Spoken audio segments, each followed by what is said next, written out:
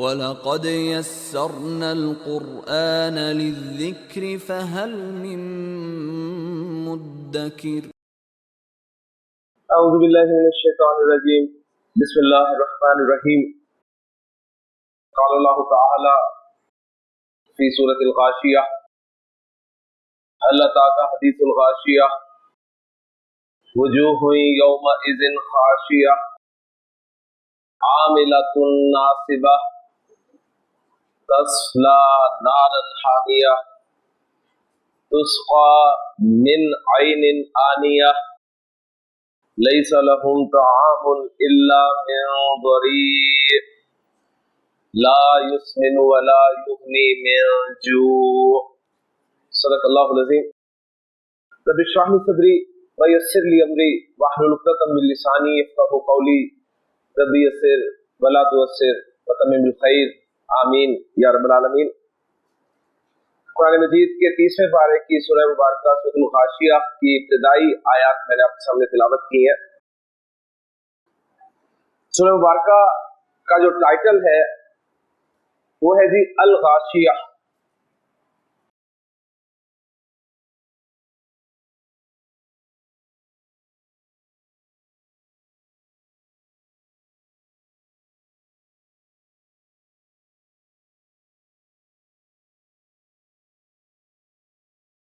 الغاشیہ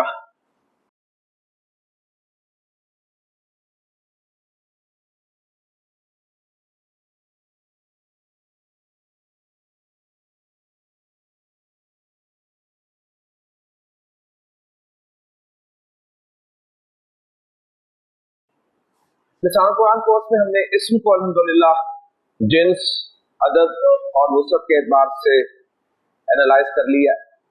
اب ہم اس قابل ہو چکے ہیں کہ قرآن مجید کا کوئی بھی اسم ہمارے سامنے آتا ہے تو ہم یہ جاننے کے قابل ہے کہ وہ اسم جنس کے اعتبار سے مذکر ہے یا مؤنث ہے، عدد کے اعتبار سے وہ واحد ہے، مثنی یا جمع ہے، وسعت کے اعتبار سے وہ معرفہ ہے یا نکرہ ہے. انشاءاللہ تعالی آج اسم کے بارے میں ہم ایک اور اہم بات معلوم کریں گے اور اس کے بعد انشاءاللہ اس قابل ہو جائیں گے کہ اگلے ہفتے نیکسٹ ویک میں انشاءاللہ تعالی ہم اپنا پہلا عربی زبان میں جملہ بنانے کے قابل ہوں گے انشاءاللہ تعالی. تو آج کا جو ٹاپک ہے وہ بہت اہم ہے. ویسے تو ہر ٹاپک ہی اہم ہے لیکن آج کا خاص طور پہ بہت اہم ہے، اس لیے کہ ہم آج انشاءاللہ تعالی پڑھے ہوئے اسماء کی فنیشنگ کریں گے. ہم نے اسم کو الحمدللہ جنس عدد وسعت کے اعتبار سے اسٹڈی کر لیا، لیکن آپ نوٹ کر رہے ہوں گے جیسے کہ میں نے بورڈ پہ ایک لفظ لکھا ہے الغاشیہ. الغاشیہ اینڈ پہ جو گول تا آ رہی ہے، اس گول تا پہ میں نے ابھی کوئی حرکت نہیں ڈالی، ایسے ہی ہے نا. لیکن آپ جانتے ہیں ماشاءاللہ کہ قرآن مجید میں جو بھی لفظ آپ کے پاس ہوتا ہے، سامنے آتا ہے، اس کے آخری حرف میں بھی کوئی نہ کوئی حرکت ڈلی ہوتی ہے. تو اس پہ کون سی حرکت ہمیں ڈالنی ہے یہ انشاءاللہ تعالیٰ آج آپ اس قابل ہوں گے. تو اسی کو میں کہہ رہا ہوں کہ ہم آج انشاءاللہ تعالیٰ اسماء کی فنیشنگ کریں گے. تو اس کے لیے پوری توجہ آپ کی چاہیے ہوگی، لیکن میں یہاں پر مزید کچھ چیزیں آپ کے ساتھ شیئر کرنا چاہوں گا. سب سے پہلی بات یہ کہ جو لفظ آپ کے سامنے بورڈ پہ لکھا ہوا ہے الغاشیہ، یہ اسم ہے. ایک بات، اسم کو کیسے پہچانا جاتا ہے؟ اسم کو پہچاننے کے لیے میں نے آپ کو بتایا تھا کہ لفظ کے میننگز پر آپ نے غور کرنا ہے. اگر میننگز جاننے کے بعد آپ کو پتا چلے کہ یہ لفظ جو ہے یہ نام ہے کسی شخص کا، کسی چیز کا، کسی جگہ کا یا کسی کام کا، یعنی یہ ناؤن ہے، یا یہ صفات میں سے کوئی صفت ہے یعنی ایڈجیکٹو ہے، یا پھر یہ پروناؤن ہے، تو ہم نے کہا تھا کہ وہ پکا اسم ہے. اوکے جی. تو وہاں تو ہم نے اسم کو پہچانا تھا اس کے میننگ جاننے کے بعد، لیکن آج انشاءاللہ تعالیٰ آپ اس قابل ہوں گے کہ اسم کو آپ کسی نہ کسی علامت سے بھی پہچان لیں گے. تو ایک پیج آپ نے الگ سے مختص کرنا ہے اور اس کی ہیڈنگ دینی ہے اسم کو پہچاننے کی ظاہری علامات، یعنی اسم کی ظاہری علامات وہ کون سی ایسی علامات ہیں جن کی وجہ سے آپ اسم کو اسم کے طور پر پہچانیں گے، چاہے آپ کو اس لفظ کے اسم کے معنی آتے ہوں یا نہ آتے ہوں.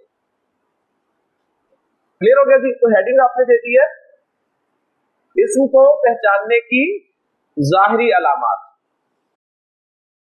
تو پہلی علامت نوٹ کر لیں جی اسم کو پہچاننے کی، وہ ہے جی کسی لفظ کے شروع میں الف لام کا ہونا.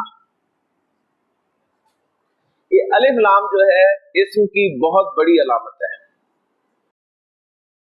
قرآن مجید پڑھتے ہوئے جب بھی آپ کو کسی لفظ کے شروع میں الف لام نظر آ جائے تو اسے اسٹیمپ کر دیں کہ جی اس میں، چاہے آپ کو اس کے معنی آتے ہو یا نہ آتے ہو. علامت نمبر 2، جب بھی کسی لفظ کے آخر میں آپ کو بولتا نظر آئے، جب بھی کسی اسم کے آخر میں لفظ کے آخر میں آپ کو بولتا نظر آئے تو وہاں بھی آپ اسٹیمپ کر دیں کہ یہ اسم ہے، کیونکہ گولتا صرف اسم کے ہی آخر میں آتی ہے. اوکے جی؟ تو 2 علامات میں نے آپ کو بتا دی ہیں، ایک علامت انشاءاللہ تعالی ہم آج سیکھیں گے اور مزید، اور پھر یہ پیج آپ کا خالی ہوگا. جو ہم آگے بڑھتے جائیں گے اسم کو پہچاننے کی مزید علامات سیکھتے جائیں گے انشاءاللہ تعالی. تو اسم کو کیسے پہچاننا ہے؟ ظاہری طور پہ آپ نے چیک کرنا ہے کہ لفظ کے شروع میں الف لام ہے تو اسم ہے، معنی آتے ہیں نہیں آتے وہ بعد میں دیکھیں گے معنی. نمبر 2، لفظ کے آخر میں گولتا نظر آ رہی ہے، اسم ہے، معنی آتے ہیں نہیں آتے بعد میں دیکھیں گے. جب آپ نے اسم اسے فائنل کر دیا، اب آپ اس لفظ کے میننگ جاننے کی کوشش کریں گے. ٹھیک ہے؟ آپ کے پاس کوئی نہ کوئی مصحف ہوگا، کوئی ترجمے والا قرآن ہوگا، یا آپ کے پاس ایسی ڈکشنری ہوگی جو انشاءاللہ تعالی آگے جا کے میں آپ کو بتا دوں گا. وہ آپ کھولیں گے اور سورۃ الغاشیہ کے الفاظ آپ کے سامنے جب آ جائیں گے تو وہاں پر آپ کو الغاشیہ کے معنی لکھے ہوئے جو ملیں گے وہ میں آپ کے سامنے رکھ رہا ہوں. اس سے پہلے ایک کام کریں، اس لفظ میں سے اگر میں ال ہٹا دوں تو کیا بچتا ہے؟ غاشیہ. ٹھیک ہے؟ تو غاشیہ کے لفظی معنی آپ کو ملیں گے چھا جانے والی، ڈھانپ لینے والی، یعنی کوئی ایسی چیز جو کسی کے اوپر چھا جائے، اس کو کور کر لے، اس کو کہتے ہیں جی غاشیہ. اب ان میننگ سے آپ کو 2 چیزیں اور پتہ چل گئی. کیا؟ نمبر 1 کہ یہ لفظ مؤنث ہے، ترجمے میں آ گیا والی. ٹھیک ہے نا؟ اور ویسے بھی آپ دیکھ رہے ہیں کہ گولتا اس کے آخر میں آ رہی ہے تو یہ مؤنث ہے، غیر حقیقی میں علامتی مؤنث ہے. ٹھیک ہو گیا؟ دوسرے آپ کو میننگ سے پتہ چلا کہ یہ لفظ واحد ہے. اگر یہ جمع ہوتا تو ترجمہ کیا لکھا ہوتا؟ ڈھانپ لینے والیاں. صحیح ہو گیا؟ تو یہ آپ کو مزید انفارمیشن مل جائے گی. شروع میں آپ نے یہ کام کرنا ہے، اس کے بعد انشاءاللہ تعالی ایک وقت آئے گا کہ آپ کو ان سب چیزوں کی ضرورت نہیں ہوگی اور آپ انشاءاللہ تیزی سے اپنے سفر کو آگے بڑھائیں گے. لیکن یہ شروع کا کام ہے جو میں آپ سامنے رکھ رہا ہوں. تو غاشیہ کے معنی ہے ڈھانپ لینے والی، اور جب اس پہ ال لگا تو کل ہم نے پڑھا تھا کہ جب کسی لفظ پر ال داخل ہو، اسم پر ال داخل ہو تو اسم معرفہ ہو جاتا ہے. تو اس کا مطلب ہے الغاشیہ کا مطلب کیا ہوا؟ کوئی خاص ڈھانپ لینے والی، کوئی ایسی خاص چیز ہے جو سب کو ڈھانپ لے گی. تو پھر آپ کو پتہ چلے گا کہ اس سے مراد جو ہے وہ قیامت ہے، کیونکہ قیامت جب آئے گی تو وہ سب کو ڈھانپ لے گی، سب کو کور کر دے گی، سب پر چھا جائے گی. تو رزلٹ یہ نکلا کہ سورۃ الغاشیہ اس سورہ مبارکہ میں آپ کو اللہ تعالیٰ قیامت کے بارے میں کچھ بتانا چاہ رہے ہیں. قیامت کے قرآن مجید میں اللہ تعالیٰ نے بہت سے نام ذکر کیے ہیں جی.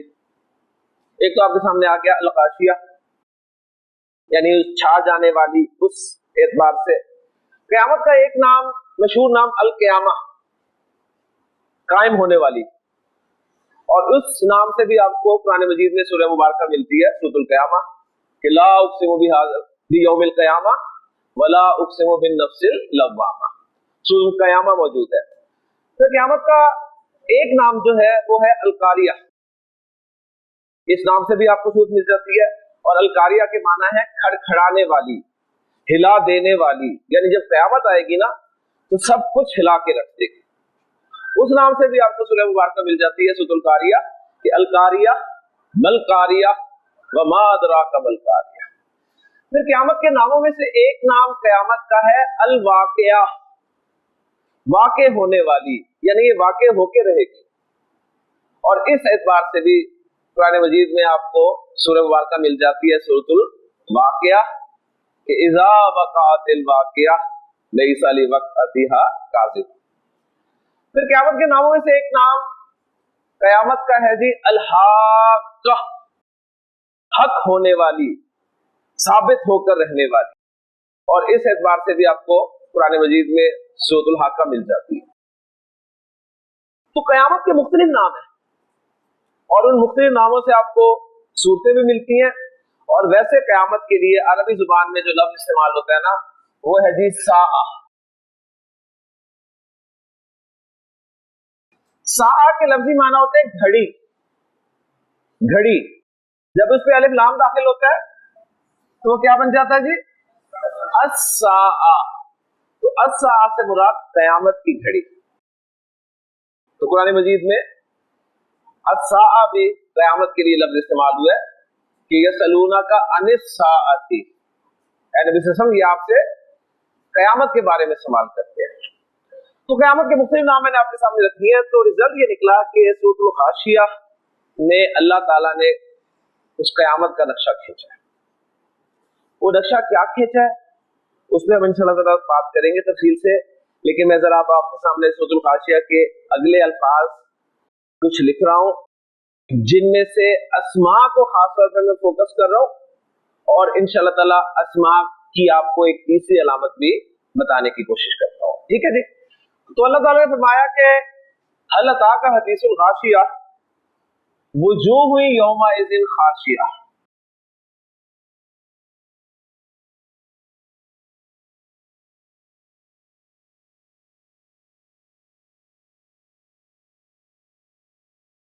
عاملۃ ناصبہ،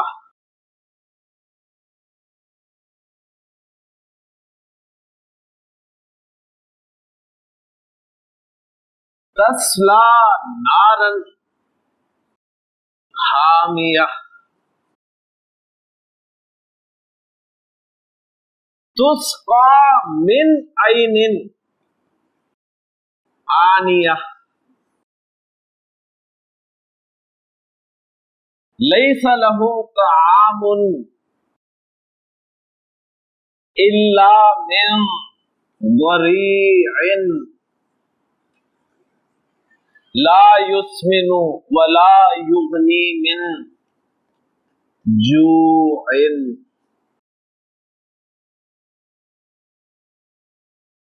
میں نے یہاں سے لے کے یہاں تک جتنے بھی الفاظ لکھے ہیں آپ نوٹ کر رہے ہوں گے، ان تمام الفاظ کی فنیشنگ ہوئی ہوئی ہے، ایسی ہے نا؟ ہوئی ہوئی ہے نا؟ الغاشیہ کی فنیشنگ نہیں ہوئی ہوئی۔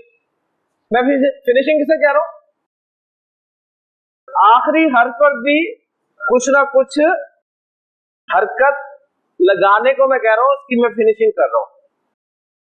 الساعہ کی بھی فنیشنگ نہیں ہوئی، وجوہ ان کی فنیشنگ ہوئی ہوئی ہے، خاشیت ان کی ہوئی ہوئی ہے، عاملت ان کی ہوئی ہوئی ہے، ناصبت ان کی ہوئی ہوئی ہے، نارن کی ہوئی ہوئی ہے، حامیتن، عین، آنیتن، طعام، بریء، جوع، تمام اسماء کی فنیشنگ ہوئی ہوئی ہے۔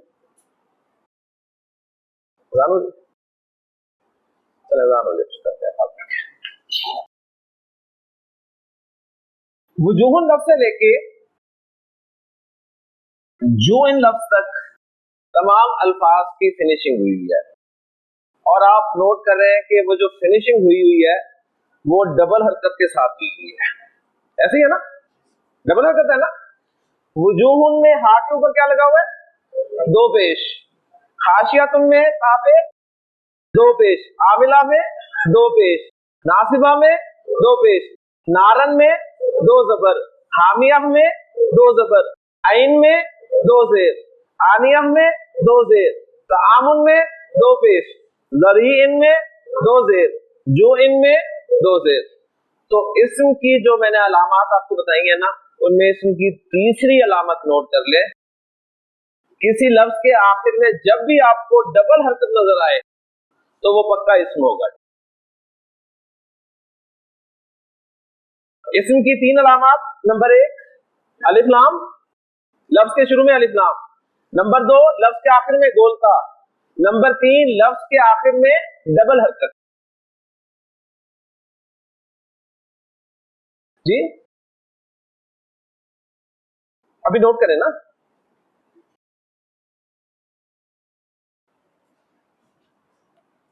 लफ्ज के आखिर में डबल हरकत, लफ्ज के आखिर में डबल हरकत, ये जो लफ्ज के आखिर में डबल हरकत आती है ना, ये भी पक्की इस्म की अलामत है। यानी ये तीन अलामतें तो मैंने आपको ऐसी बताई है कि आपको लफ्ज के मीनिंग चाहे आते हैं चाहे नहीं आते, आपने स्टैम्प कर देना कि इसमें ये जो डबल हरकत है ना, अब नोट कर लें, इस डबल हरकत को कहा जाता है कि ये तनवीन है। ये डबल हरकत क्या है? तनवीन। तनवीन, तनवीन असल में कहते हैं किसी भी लफ्ज के आखिर में आने वाली नून साकिन की आवाज को। देखिए मैं लफ्ज बोल रहा हूं वुजूहुन, वुजूहुन, हुन, हुन, एंड पे कौन सी आवाज आ रही है आपको? नून साकिन की आ रही है ना। नारन, नून साकिन की आवाज। आई निन, नून साकिन की आवाज। तो चाहे दो पेश हो, चाहे दो जबर हो, चाहे कौन सी आवाज आती है एंड पे? नून साकिन की आवाज। और ये नून साकिन की आवाज जो है किसी लफ्ज के आखिर में आना, ये तनवीन कहलाता है। ओके जी, तो दो पेश, दो जबर, दो जेर, तनवीन कहलाती है। तो इस्म की तीन जाहिरी अलामतें मैंने आपको बता दी जी, कौन कौन सी? नंबर एक शुरू में अलिफ लाम, नंबर दो आखिर में गोलता, नंबर तीन आखिर में तनवीन। सही हो गया। अच्छा अब देखिए मैंने आपको कहा चाहे लफ्ज के आपको माना आते हो चाहे ना आते हो। अब जरा आप मुझे बताइए जितने लफ्ज लिखे हुए हैं इनमें से आपको किस किस लफ्ज के माना आते हैं? मैं आखिर से शुरू करता हूँ जी। जी जू के माना आते हैं आपको? कुछ को आते होंगे, सबको नहीं आते होंगे। तो जू के माना है भूख। जू के माना क्या है? भूख।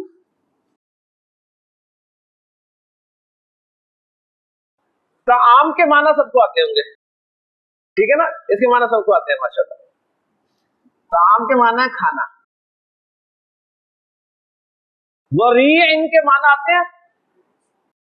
नहीं आते। ज़रीइन के माना है खारदार घास। खारदार घास यानी ऐसी घास जो कांटों वाली हो, घास जिसमें कांटे कांटे हो। क्लियर हो गया।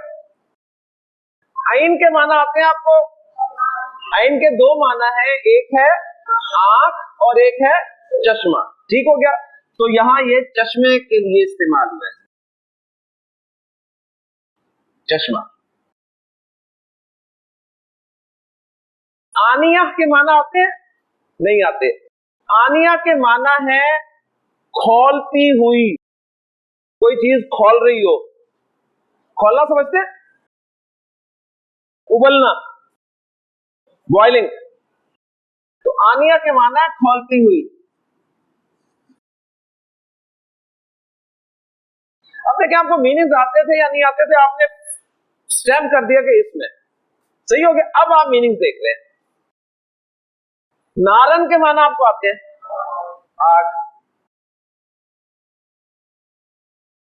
हामिया गरम।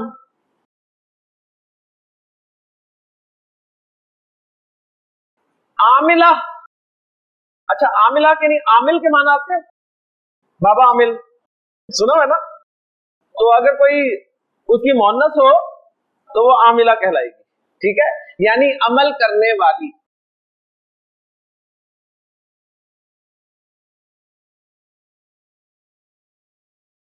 नासिबा के माना होते हैं थक जाने वाली।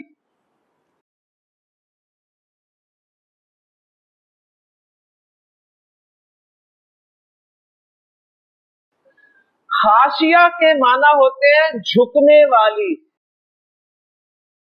खुशू से निकला है लफ्ज खाशिया।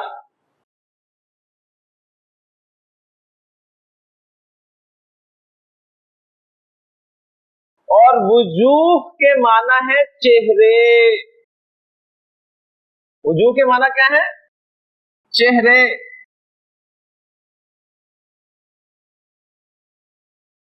मैं आपको एक ट्रैक पे चढ़ा के जाऊंगा इंशाल्लाह ताला, क्योंकि मैंने यहां हमेशा नहीं रहना। इंशाल्लाह ताला आपको एक ट्रैक देके जाऊंगा कि इसके बाद आपने कैसे काम करना है कुरान पे, सही है ना।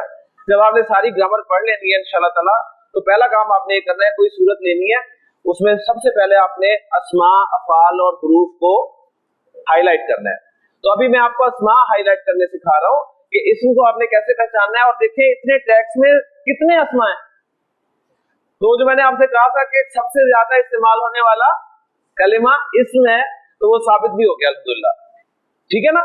तो ये सारे अस्मा हैं जो मैंने आपके सामने लिखे हैं, और अस्मा को पहचानने की 3 अलामतें मैंने आपको बता दी, ठीक है। इसमें देखें, इसमें आपको इस्म की 2 अलामतें नजर आ रही हैं, एक अलिफ लाम, एक गोलता। इसमें आपको 2 अलामतें नजर आ रही हैं, अलिफ लाम, गोलता। इसमें एक अलामत नजर आ रही है, गोलता नहीं है, ये वजूह, ये हा है, गोलता नहीं है। खाशिया में 2 अलामतें नजर आ रही है, एक तनवीन, एक गोलता। आमिला में भी 2 अलामतें नजर आ रही है, एक तनवीन, एक गोलता। नासिबा में भी इसी तरह। नारन में एक अलामत नजर आ रही है, तनवीन। हामिया में 2 अलामतें नजर आ रही है, गोलता, तनवीन। आइनिन में एक अलामत नजर आ रही है, तनवीन। आनियतिन में 2 अलामतें नजर आ रही है।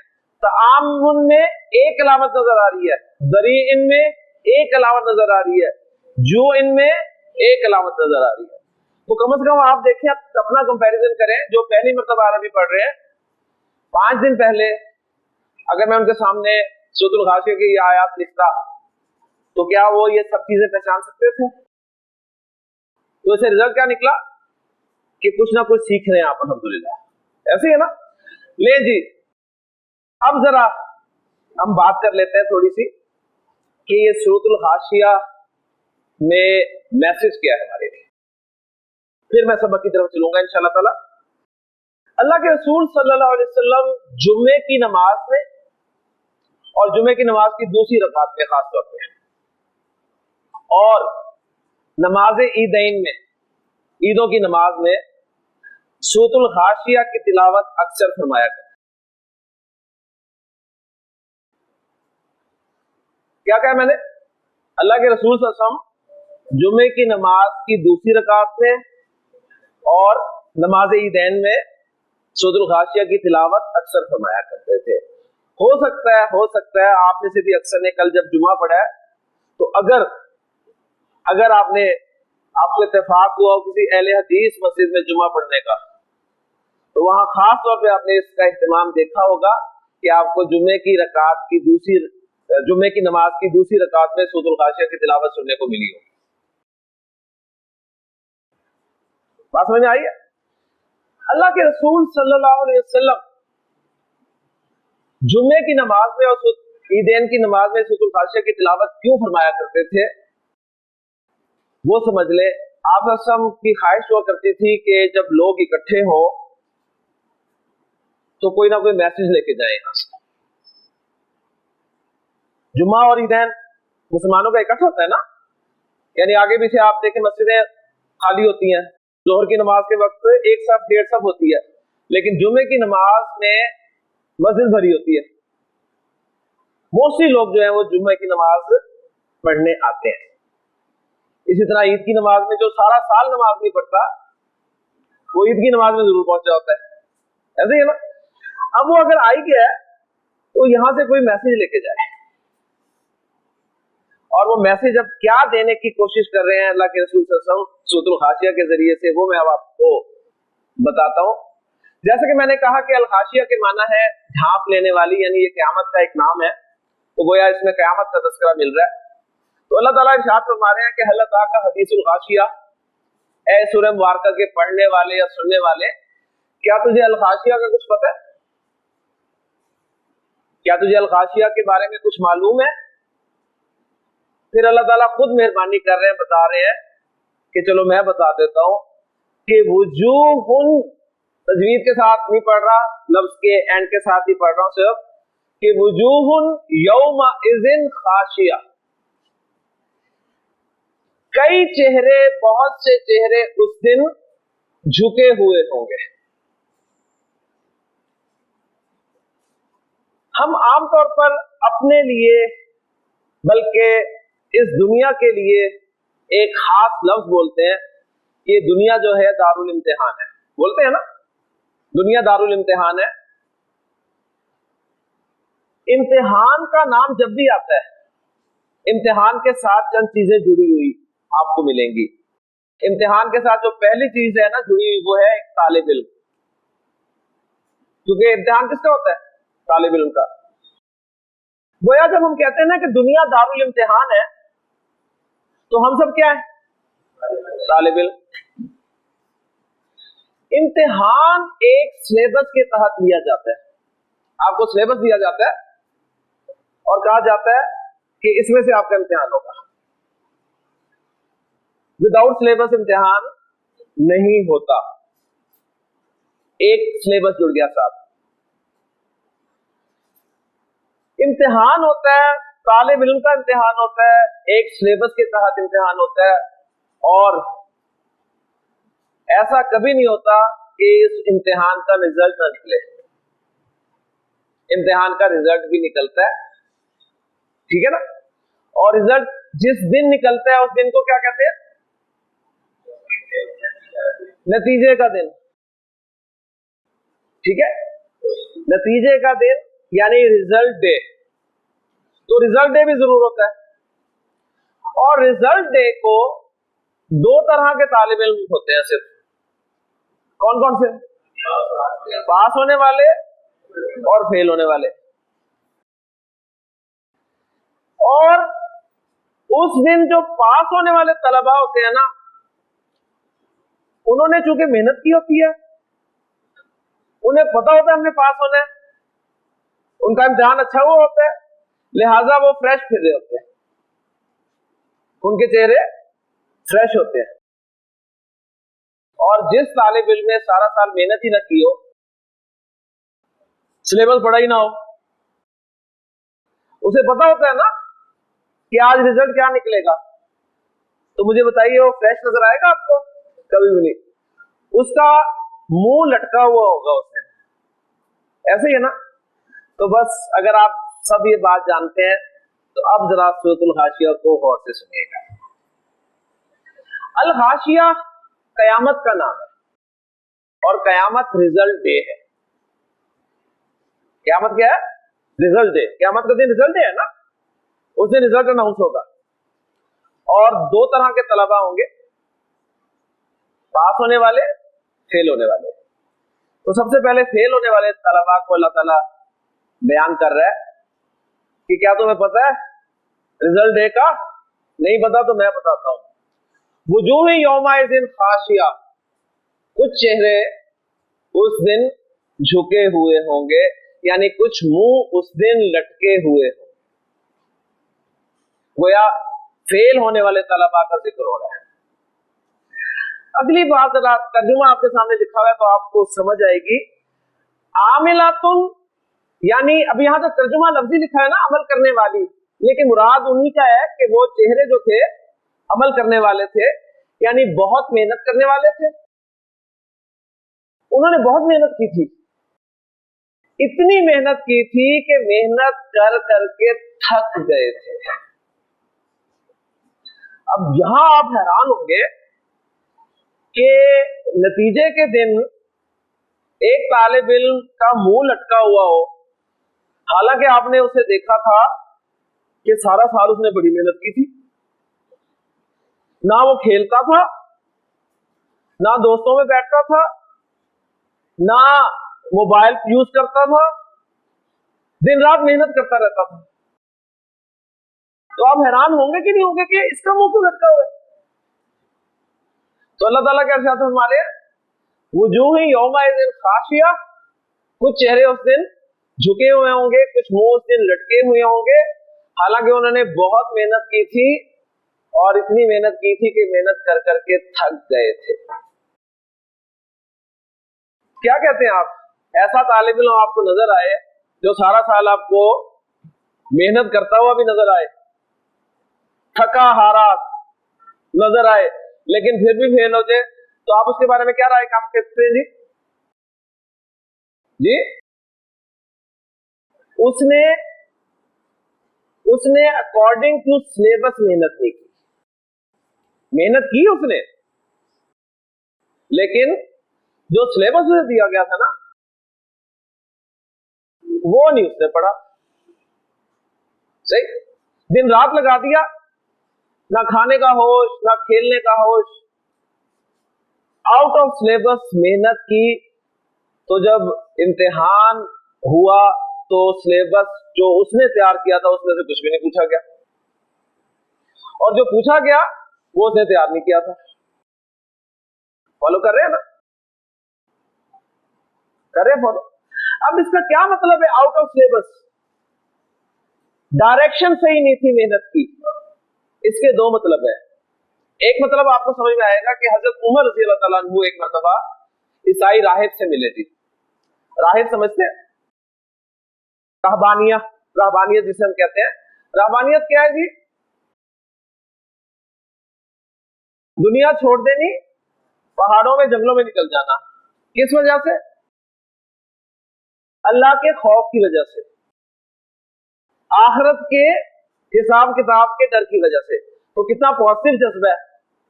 ہم نے کل پڑھا کہ 2 جنتیں ملیں گی جسے اللہ کا خوف ہوگا، لیکن اللہ کے رسول صلی اللہ علیہ وسلم نے فرما دیا کہ لا رہبانیت فی الاسلام، اسلام میں رہبانیت نام کی چیز نہیں ہے.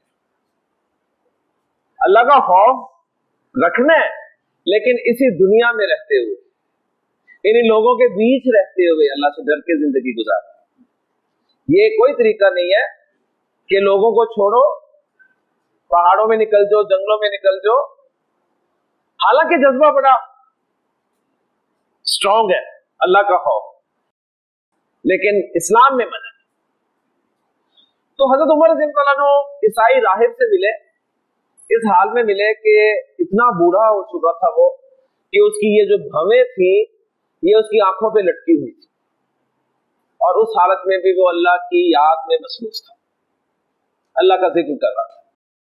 حضرت عمر نے جب اسے دیکھا تو آپ رضی اللہ عنہ کی آنکھوں میں آنسو آ گئے، اور آپ نے سورۃ الغاشیہ کی یہ آیات تلاوت کی کہ وجوہ یومئذ خاشعہ عاملۃ ناصبہ، کہ کچھ چہرے اس دن جھکے ہوئے ہوں گے، منہ لٹکے ہوئے ہوں گے، بڑی محنت کرنے والے ہوں گے، محنت کر کر کے تھک گئے ہوں گے، لیکن پھر بھی فیل ہوں گے. ڈائریکشن صحیح نہیں تھی. تو یہاں پر ڈائریکشن صحیح نہیں تھی، کیا مطلب؟ کہ وہ شخص اللہ کو مانتا تھا، آخرت کو مانتا تھا، لیکن محمد صلی اللہ علیہ وسلم کو نہیں مانتا تھا. تو ڈائریکشن صحیح نہیں تھی. بات سمجھ میں آ گئی نا؟ تو ایک ڈائریکشن صحیح نہ ہونے کا مطلب تو یہ ہے کہ ایمان سب پہ ہونا چاہیے. جو محمد صلی اللہ علیہ وسلم نے ہمیں ایمان سکھایا ہے وہ سارا کا سارا ایمان ہوگا تو ہم مومن قرار دیے جائیں گے. ان میں سے ایک بھی مس ہوا تو آپ اللہ کے رسول صلی اللہ علیہ وسلم کے بتائے ہوئے مومن نہیں ہیں. اور دوسری اس کی ڈائریکشن کی صورت میں آپ کے سامنے رکھتا ہوں. کل جمعے کا دن تھا اور آپ کو یقیناً میسیجز آئے ہوں گے، بہت سارے مجھے بھی آئے کہ جی آج جمعے کا دن ہے تو سورہ کہف کی تلاوت لازمی کریں. آتے ہیں نا جمعے والے دن. کیوں؟ اس لیے کہ اللہ کے رسول نے فرمایا کہ سورہ کہف کی تلاوت جمعے کے روز کیا کرو، کیونکہ ایک نور ملتا ہے ایک جمعے سے دوسرے جمعے تک، اور آپ نے یہ بھی فرمایا ہے کہ جو شخص سورۃ الکہف کی ابتدائی یا آخری آیات حفظ کر لیتا ہے، یاد کر لیتا ہے، وہ دجال کے فتنے سے محفوظ رہتا ہے۔ آپ نے کبھی سورۃ الکہف کی ابتدائی یا آخری آیات سمجھ کر پڑھی؟ آپ سب پڑھتے ہوں گے، پوری سورت بھی پڑھتے ہوں گے، میرے جیسے کچھ شروع اور آخری آیات پڑھ لیتے ہیں، کتنا ٹائم نہیں ہوتا، لیکن کیا ہم نے وہ آخری اور شروع کی آیات سمجھ کر پڑھی؟ اگر نہیں پڑھی تو میں آپ کو آخری آیات کی ایک جھلک دکھاتا ہوں کہ اس میں اللہ تعالیٰ کیا ارشاد فرما رہے ہیں۔